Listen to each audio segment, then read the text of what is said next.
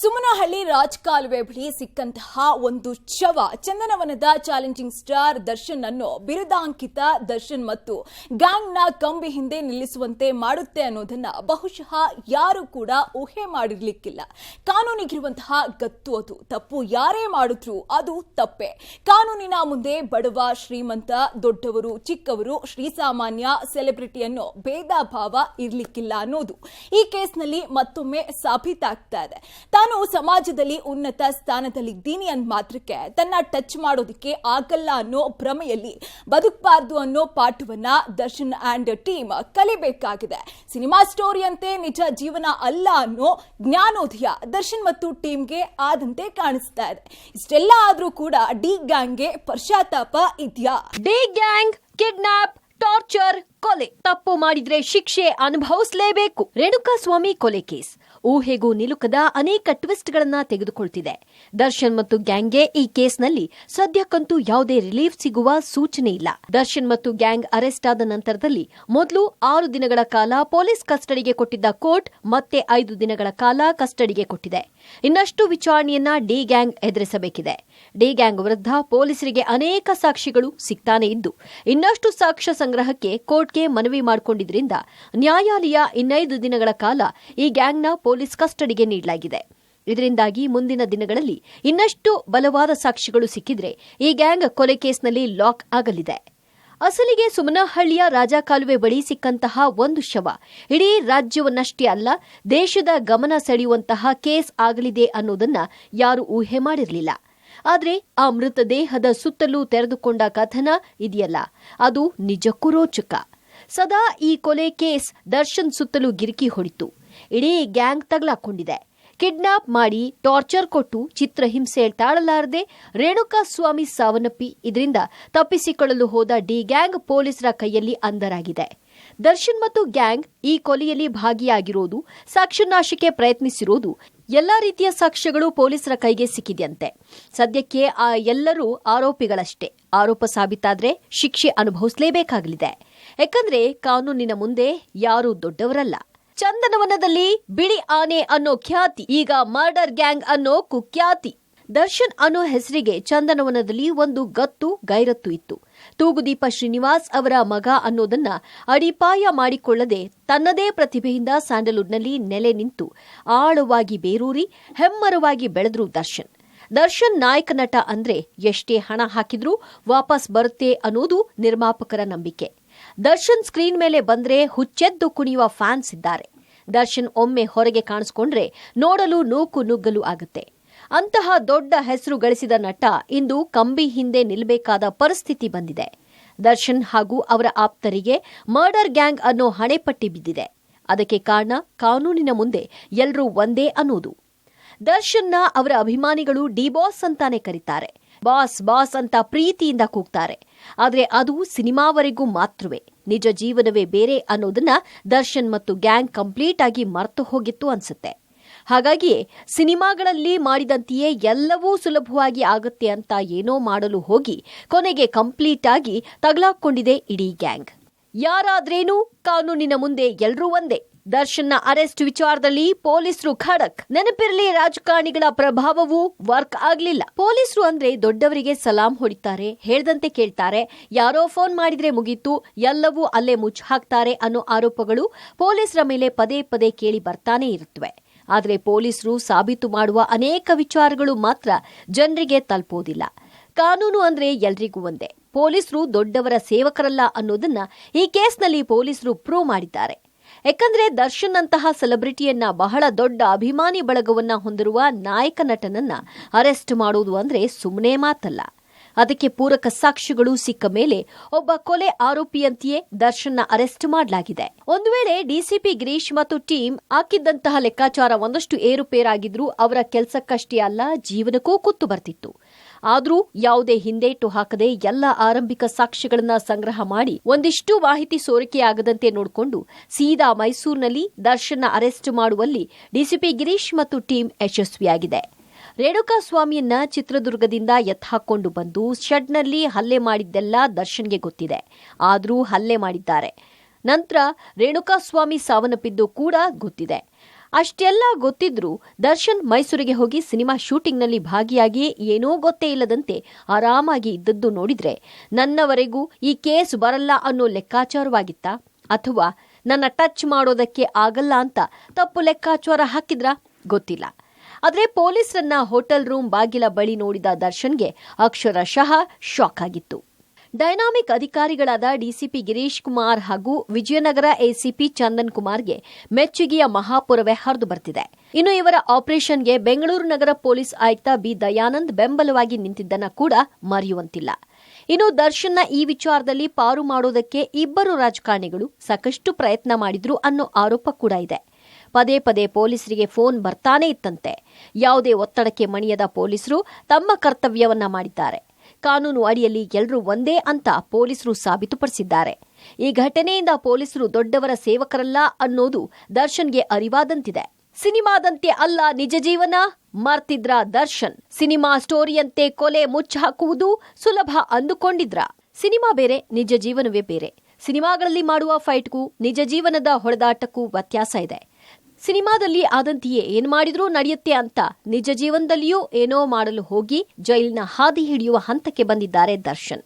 ಅಸಲಿಗೆ ಪೊಲೀಸರಿಗೆ ಸಿಕ್ಕಿರುವ ಸಾಕ್ಷ್ಯಗಳ ಪ್ರಕಾರ ದರ್ಶನ್ ಹೊಡೆದಿದ್ದಾರೆ, ಟಾರ್ಚರ್ ಕೊಟ್ಟಿದ್ದಾರೆ ಎನ್ನಲಾಗ್ತಿದೆ. ಆದರೆ ಕೊಲೆಯಾದಾಗ ಅದೇ ಸ್ಥಳದಲ್ಲಿ ದರ್ಶನ್ ಇದ್ರಾ ಇಲ್ವಾ ಅನ್ನೋದನ್ನ ಪೊಲೀಸರು ರಿವೀಲ್ ಮಾಡಿಲ್ಲ. ಆದರೆ ರೇಣುಕಾಸ್ವಾಮಿ ಸತ್ತ ಅನ್ನೋದು ಗೊತ್ತಾದ ಮೇಲೆ ಥೇಟ್ ಸಿನಿಮಾಗಳಲ್ಲಿ ನಡೆಯುವಂತೆಯೇ ಹೆಣವನ್ನ ತೆಗೆದುಕೊಂಡು ಬಂದು ಎಲ್ಲೋ ಒಂದು ಕಡೆ ಎಸೆದು ಬೇರೆ ಯಾರಿಗೋ ಸರೆಂಡರ್ ಆಗಲು ಹೇಳಿ ತನಗೆ ಏನೋ ಸಂಬಂಧವೇ ಇಲ್ಲ ಅನ್ನೋ ರೀತಿಯಲ್ಲಿ ಸಾಮಾನ್ಯ ಜೀವನ ನಡೆಸೋದು ಇದೆಯಲ್ಲ, ದರ್ಶನ್ ಅದ್ ಹೇಗೆ ಈ ಲೆಕ್ಕಾಚಾರ ಹಾಕಿದ್ರು ಅನ್ನೋದು ನಿಜಕ್ಕೂ ನಿಗೂಢ. ಬಹುಶಃ ಖಡಕ್ ಅಧಿಕಾರಿ ಗಿರೀಶ್ ಅಂದು ಕಾಮಾಕ್ಷಿಪಾಳ್ಯ ಪೊಲೀಸ್ ಸ್ಟೇಷನ್ನಲ್ಲಿ ಇಲ್ಲದಿದ್ದರೆ ಈ ಕೇಸ್ ದಮ್ ಕಳ್ಕೊಳ್ತಿತ್ತು ಅನ್ಸುತ್ತೆ. ರೇಣುಕಾಸ್ವಾಮಿ ಶವ ಸಿಕ್ಕ ನಂತರ ನಾಲ್ವರು ಬಂದು ನಾವೇ ಕೊಲೆ ಮಾಡಿದ್ದು ಅಂತ ಒಪ್ಕೊಂಡಾಗ ಅವರೇಳಿದ ಕಾಗಕ್ಕ ಗುಬ್ಬಕ್ಕನ ಕತೆ ಕೇಳಿ ಪೊಲೀಸರು ಕೇಸ್ನ ಅಲ್ಲಿಗೆ ಕ್ಲೋಸ್ ಮಾಡಿದ್ರೆ ಎಲ್ಲವೂ ಅಲ್ಲಿಗೆ ಮುಗ್ದು ಹೋಗ್ತಿತ್ತು. ಆಗ ಇದು ದರ್ಶನ್ ಹಾಕಿದ್ದ ಲೆಕ್ಕಾಚಾರಕ್ಕೆ ತಾಳೆ ಆಗ್ತಿತ್ತು. ನಮ್ಮ ಹುಡುಗರು ಎಲ್ಲಾ ಮ್ಯಾನೇಜ್ ಮಾಡಿದ್ದಾರೆ ಅಂತ ದರ್ಶನ್ ಶೂಟಿಂಗ್ ನಲ್ಲಿ ಬ್ಯುಸಿ ಇದ್ರೆ ಇತ್ತ ಕಥೆ ಕೇಳಿದ್ರೆ ಡಿಸಿಪಿ ಗಿರೀಶ್ಗೆ ಅನುಮಾನ ಬಂದು ವರ್ಕ್ ಮಾಡಿದ್ರು. ಆಗ ರೇಣುಕಾಸ್ವಾಮಿಗೂ ಇವರಿಗೂ ಸಂಬಂಧನೇ ಇಲ್ಲ, ಜಸ್ಟ್ ಜೈಲಿಗೆ ಟೂರ್ ಹೋಗಿ ಬರಲು ಹಣದ ಆಮಿಷ ಕೊಡ್ಲಾಗಿತ್ತು ಅನ್ನೋದು ಹೊರಬಂತು. ಇದನ್ನ ದರ್ಶನ್ ಊಹೆ ಕೂಡ ಮಾಡಿರಲಿಲ್ಲ. ಸಿನಿಮಾಗಳಲ್ಲಿ ಹೇಗೆ ಒಂದು ಕೊಲೆಯಾದ್ರೆ ಮುಚ್ಚ ಹಾಕ್ತಾರೋ ಅಷ್ಟೇ ಸುಲಭ ಅಂತ ಅಂದುಕೊಂಡಿದ್ರೇನೋ. ಆದ್ರೆ ನಿಜ ಜೀವನದಲ್ಲಿ ಹೀಗೂ ಆಗುತ್ತೆ ಅನ್ನೋದನ್ನ ಲೆಕ್ಕಾಚಾರ ಹಾಕಿರ್ಲಿಲ್ಲ. ನಾನು ನಡೆದದ್ದೇ ದಾರಿ ಅಂತ ಅಂದುಕೊಂಡಿದ್ದ ದರ್ಶನ್ಗೆ ಈ ಕೇಸ್ ಜೀವನದ ಪಾಠ ಕಲಿಸಿರಬಹುದು. ಕಾನೂನು ಅನ್ನೋದು ಎಲ್ಲರಿಗೂ ಒಂದೇ. ಕೊಲೆ ಆರೋಪದಲ್ಲಿ ಪೊಲೀಸ್ ಕಸ್ಟಡಿಯಲ್ಲಿರುವಂತಹ ದರ್ಶನ್ ಅಂಡ್ ಗ್ಯಾಂಗ್ ಮೇಲಿರುವಂತಹ ಆರೋಪ ಏನಾದ್ರೂ ಸಾಬೀತಾದ್ರೆ ಕಾನೂನು ಚೌಕಟ್ಟಿನಲ್ಲಿ ಆಗುವಂತಹ ಶಿಕ್ಷೆ ಎಂತ ಗೊತ್ತಾ? ಆ ಬಗ್ಗೆ ಡೀಟೇಲ್ಸ್ ಇಲ್ಲಿದೆ ನೋಡಿ. ಡಿ ಗ್ಯಾಂಗ್ ನ ಮೇಲಿನ ಆರೋಪ ಸಾಬೀತಾದ್ರೆ ಶಿಕ್ಷೆ ಏನ್ ಗೊತ್ತಾ? ಯಾವೆಲ್ಲ ಸೆಕ್ಷನ್ ಗಳಿಗೆ ಏನೆಲ್ಲ ಶಿಕ್ಷೆ ಗೊತ್ತಾ? ಎಸ್, ಕಾನೂನು ಅಂದ್ರೆ ಹಾಗೆ ಎಲ್ರಿಗೂ ಒಂದೇ. ದರ್ಶನ್ ವಿರುದ್ಧ ದಾಖಲಾಗಿರುವಂತಹ ಆರೋಪಗಳು ಒಂದೆರಡಲ್ಲ. ಸದ್ಯ ಪೊಲೀಸರ ಕಸ್ಟಡಿಯಲ್ಲಿರುವಂತಹ ದರ್ಶನ್ಗೆ ನರಕ ದರ್ಶನ ಆಗ್ತಾ ಇದೆ. ಈಗಾಗಲೇ ಹತ್ಯೆ ಮಾಡಿದ ಆರೋಪ ಸುತ್ತಕೊಂಡ ಪಾಪಕ್ಕೆ ಜೀವಾವಧಿ ಶಿಕ್ಷೆ ನೀಡಬಹುದಾದಂತಹ ಐಪಿಸಿ ಸೆಕ್ಷನ್ 302 ದಾಖಲಿಸಲಾಗಿದೆ. ಪ್ರಾಥಮಿಕವಾಗಿ 302 ಮತ್ತು 201 ಅಡಿ ಕೇಸ್ ದಾಖಲಾಗಿದೆ. ಮುಂದೆ 364, 120B ಸೆಕ್ಷನ್ಗಳನ್ನ ಸೇರಿಸೋ ಸಾಧ್ಯತೆಯೂ ಇದೆ.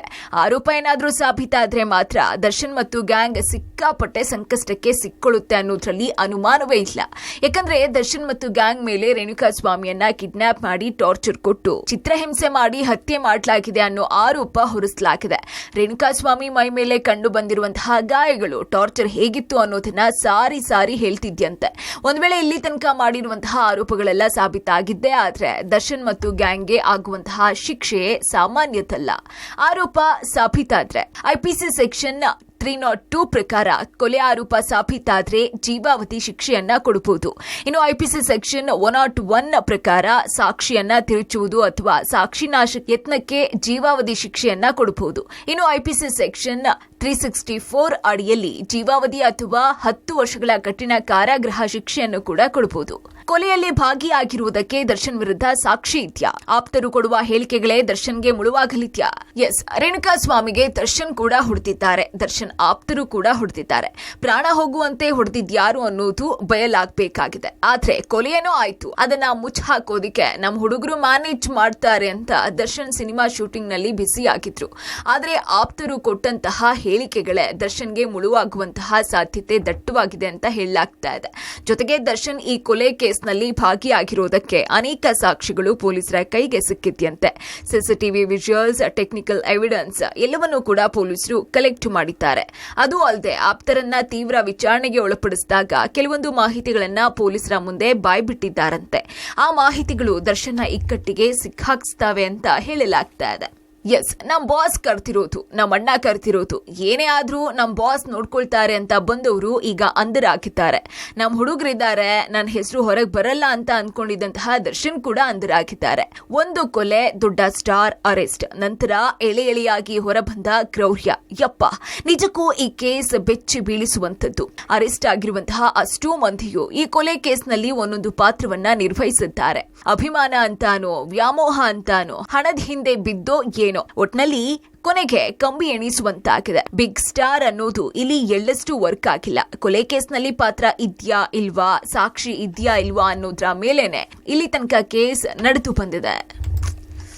ದರ್ಶನ್ ಬಳಿ ಎಲ್ಲವೂ ಇತ್ತು, ಬದುಕು ಸುಂದರವಾಗಿತ್ತು. ಆದ್ರೆ ಈ ಕೇಸ್ ದರ್ಶನ್ ಭವಿಷ್ಯವನ್ನ ಮಂಕಾಗ್ಸಿದೆ. ಆ ಬಗ್ಗೆ ದರ್ಶನ್ ಮತ್ತು ಗ್ಯಾಂಗ್ಗೆ ಪಶ್ಚಾತ್ತಾಪ ಇದೆಯಾ? ಎಲ್ಲವೂ ಇತ್ತು, ಬಯಸಿದ್ದೆಲ್ಲವೂ ದಕ್ಕಿತ್ತು, ಎಲ್ಲವನ್ನು ಕೈಯಾರೆ ಕೆಡಿಸ್ಕೊಂಡ್ರ ದರ್ಶನ್ ಪಶ್ಚಾತ್ತಾಪ ಪಟ್ರೇನು, ಶಿಕ್ಷೆ ಅನುಭವಿಸಲೇಬೇಕು. ಎಸ್, ದೊಡ್ಡ ದೊಡ್ಡ ಸೆಲೆಬ್ರಿಟಿಗಳ ಜೀವನವನ್ನ ನೋಡಿದಂತಹ ಎಷ್ಟೋ ಜನಸಾಮಾನ್ಯರು ಅನ್ಕೊಳ್ಳೋದೇನ್ ಗೊತ್ತಾ, ಅವರ ಒಂದು ದಿನದ ಜೀವನ ನಮ್ಮ ಜೀವಮಾನದ ಕನಸು ಅಂತ.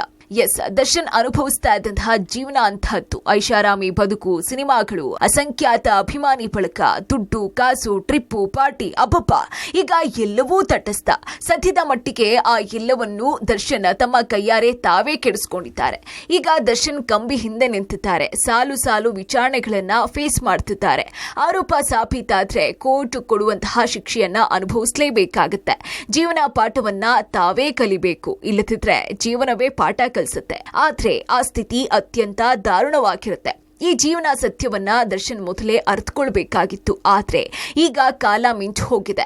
ದರ್ಶನ್ ಬಾಳಲ್ಲಿ ಮತ್ತೊಂದು ಕಪ್ಪು ಚುಕ್ಕೆ ದೊಡ್ಡದಾಗಿ ತನ್ನ ಗುರುತನ್ನ ಹಚ್ಚುತ್ತಿದೆ. ಎಸ್, ಪೊಲೀಸರ ಬಳಿ ಏನೋ ಮಾಡೋದಿಕ್ ಹೋಗಿ ಏನೋ ಆಗೋಯ್ತು ಸರ್ ಅಂತ ಪಶ್ಚಾತ್ತಾಪದ ಪದದ ಮಾತುಗಳನ್ನ ದರ್ಶನ್ ಹೇಳಿದ್ದಾರೆ ಅನ್ನೋ ಮಾತಿದೆ. ಆದ್ರೆ ಈಗ ಪಶ್ಚಾತ್ತಾಪ ಪಟ್ರೇನ್ ಬಂತು, ಕೋರ್ಟ್ ಕೊಡುವಂತಹ ಶಿಕ್ಷೆಯನ್ನ ಅನುಭವಿಸಲೇಬೇಕಾಗಿದೆ. ದರ್ಶನ್ ನಟನೆಯ ಸಾಲು ಸಾಲು ಸಿನಿಮಾಗಳು ಬರ್ತಾ ಇದ್ವು. ಆದ್ರೆ ಸದ್ಯಕ್ಕೆ ಎಲ್ಲದಕ್ಕೂ ಬ್ರೇಕ್ ಬಿದ್ದಿದೆ. ಸದ್ಯ ಈ ಕೇಸ್ ದರ್ಶನ್ ಸಿನಿ ಕರಿಯರ್ ಮೇಲೆಯೂ ಕೂಡ ಪ್ರಭಾವ ಬೀರುತ್ತೆ. ಯಾವ ಮಟ್ಟಕ್ಕೆ ಅಂದ್ರೆ ಫಿಲ್ಮ್ ಚೇಂಬರ್ ನಲ್ಲಿ ಅನೇಕರು ದರ್ಶನ್ ನ ಬ್ಯಾನ್ ಮಾಡುವ ಬಗ್ಗೆ ಮಾತನಾಡಿದ್ದಾರೆ.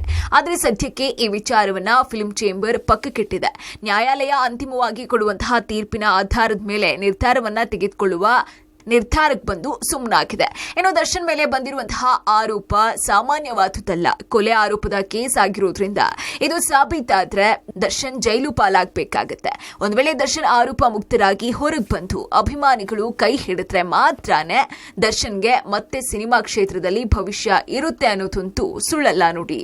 ಇನ್ನು ಈ ಕೇಸ್ ಏನಾಗಲಿದೆಯೋ, ಕೋರ್ಟ್ ಕೊಡುವಂತಹ ತೀರ್ಪಿನಿಂದ ಎಲ್ಲಾ ವಿಚಾರ ಗೊತ್ತಾಗುತ್ತೆ. ಆದ್ರೆ ಕಾನೂನು ಎಲ್ರಿಗೂ ಒಂದೇ ಅನ್ನೋದನ್ನ ಎಲ್ಲರೂ ಕೂಡ ಅರ್ತು ಬಾಳಬೇಕಾಗಿದೆ. ಇದಾಗಿದೆ ಹೊತ್ತಿನ ವಿಶೇಷ. ನೆನ್ಪಿರ್ಲಿ, ನ್ಯೂಸ್ ಅಂದ್ರೆ ಪಬ್ಲಿಕ್ ಟಿವಿ.